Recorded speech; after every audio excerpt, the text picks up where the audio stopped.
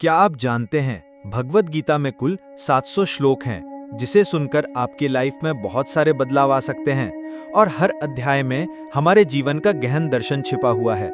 उनमें से कुछ अद्भुत 11 श्लोक जिसे भगवान श्री कृष्ण ने महाभारत युद्ध में अर्जुन से कहा था, जिसे सुनकर अर्जुन इस धर्मयुद्ध को करने के लिए तैयार हुआ था। लेकिन कुछ श्लोक ऐसे हैं जिन्हें सबसे अद्भुत और जीवन बदल देने वाला कहा जाता है। यहाँ मैं आपको 11 सबसे अद्भुत और प्रसिद्ध श्लोक सुना रहा हूँ, जिनसे भागवत गीता का सार समझ आता है। 1. कर्मण्येवाधिकारस्ते, अध्याय 2, श्लोक 47। कर्मण्येवाधिकारस्ते मा फलेषु कदाचन मा कर्म फल हेतुर्भूर्मा ते संगोस्त्व कर्मणि। श्री कृष्ण कहते हैं अर्जुन से, तुम्हें केवल कर्म करने का अधिकार है, फल की चिंता मत करो। तुम जो कार्य कर रहे हो मन से करो, उसका फल तुम्हें अवश्य मिलेगा। 2. आत्मा अमर है, अध्याय 2, श्लोक 23। नैनम छिन्दन्ति शास्त्राणि नैनम दहति पावकः न चैनम क्लेदयन्त्यापो न शोषयति मारुतः। भगवान श्री कृष्ण कहते हैं आत्मा अजर अमर है, आत्मा न कभी मरती है न कभी जलती है। 3. शरीर नाशवान है, अध्याय 2, श्लोक 22। वासांसि जीर्णानि यथा विहाय नवानि गृह्णाति नरोपराणि तथा शरीराणि विहाय जीर्णा न्यानि संयाति नवानि देहि। जैसे वस्त्र बदलते हैं वैसे आत्मा नया शरीर लेती है। इसका मतलब जब भी हम अपने फटे पुराने कपड़े को त्याग देते हैं, उसी प्रकार आत्मा भी नए शरीर में प्रवेश करती है। 4. समत्व योग, अध्याय 2, श्लोक 48। योगस्था कुरु कर्माणि संगम त्यक्त्वा धनंजय सिद्ध्या सिद्ध्यो समो भूत्वा समत्वम योग उच्यते। सफलता और असफलता में समान रहो, अर्थात जो कार्य तुम कर रहे हो अगर उसमें तुम असफल भी हो गए तो प्रयास करना कभी मत छोड़ना, एक दिन तुम्हें सफलता जरूर मिलेगी। 5. ब्रह्म विद्या, अध्याय 4, श्लोक 7 और 8। यदा यदा हि धर्मस्य ग्लानिर्भवति भारत अभ्युत्थानम अधर्मस्य तदात्मानं सृजाम्यहम् परित्राणाय साधूनां विनाशाय च दुष्कृतां धर्म संस्थापनार्थाय संभवामि युगे युगे। जब जब अधर्म बढ़ता है मैं जन्म लेता हूँ।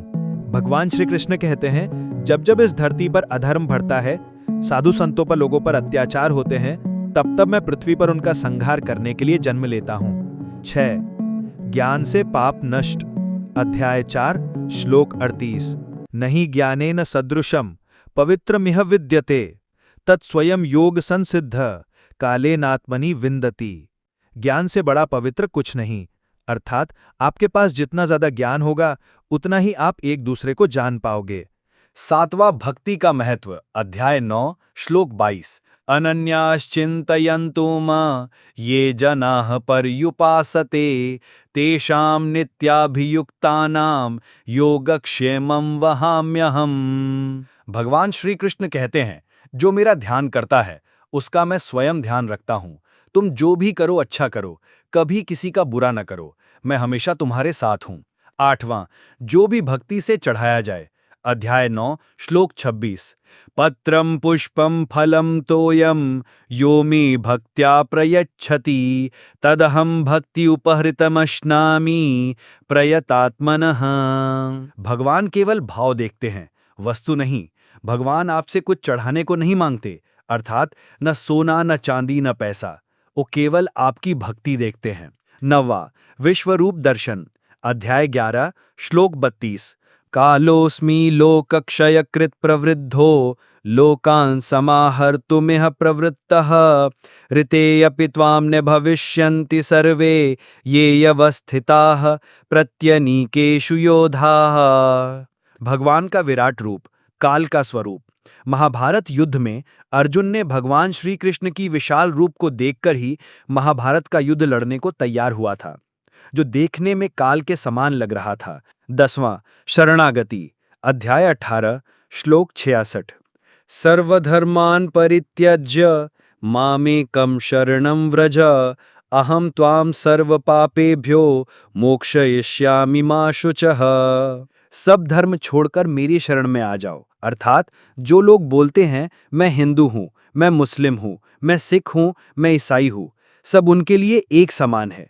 सबको अपने अपने कार्य की ओर ध्यान देना चाहिए, ना कि दूसरे के कार्यों में बाधा डालना चाहिए। 11वां गीता का उपसंहार, अध्याय 18, श्लोक 63।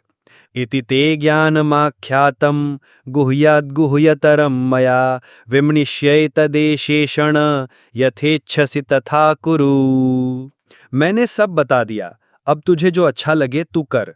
भगवान श्री कृष्ण कहते हैं, तुझे जो भी अच्छा लगे तू कर, मैंने तो तुझे संसार का पूरा ज्ञान दे दिया। ये 11 श्लोक भागवत गीता का सार है। इन्हीं से अर्जुन का मोह नष्ट हुआ और वह धर्मयुद्ध करने के लिए तैयार हुआ और कौरवों का विनाश किया। वीडियो आपको कैसा लगा कमेंट में ज़रूर बताना, और अगला वीडियो किस टॉपिक पर बनाऊं उसे भी कमेंट करके बताना। और हाँ, सब्सक्राइब करना भी मत भूलना।